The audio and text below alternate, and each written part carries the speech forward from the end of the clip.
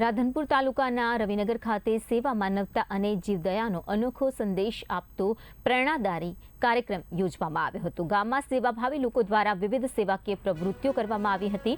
આ કાર્યક્રમ દરમિયાન ગામની વિધવા માતા બહેનોને રોજિંદા ઉપયોગ માટે વોટર જગનું વિતરણ કરવામાં આવ્યું હતું। કિંજલ બહેન ઋત્વિક કુમાર ચૌધરીના સહયોગથી કુલ 25 વિધવા માતા બહેનોને પાણીના જગ આપવામાં આવ્યા હતા, જેથી તેમની દૈનિક જરૂરિયાતમાં મદદ મળી રહે। આ સાથે સદારામ બ્લડ સેવા સમિતિના શૈલેષ ઠાકોરે પોતાના જન્મદિવસ નિમિત્તે 48મી વાર બ્લડ ડોનેટ કરી અનોખું ઉદાહરણ પૂરું પાડ્યું।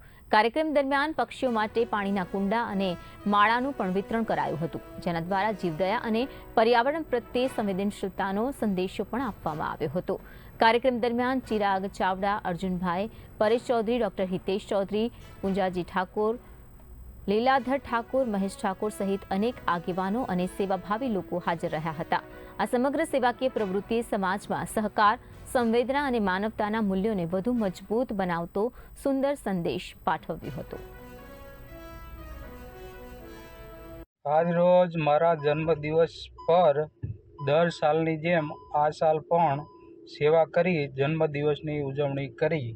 રાધનપુર તાલુકાના નાનકડા ગામ રવિનગર ખાતે વિધવા માતા બહેનોને કિંજલબેન ઋત્વિકભાઈ ચૌધરી જેઓ હાલ ઓસ્ટ્રેલિયાના સહયોગથી ઠંડા પાણીના જગ વિતરણ કરવામાં આવ્યા। સાથે સાથે મારા તરફથી પાણીના કુંડા અને ચકલી ઘર પણ આપવામાં આવ્યા।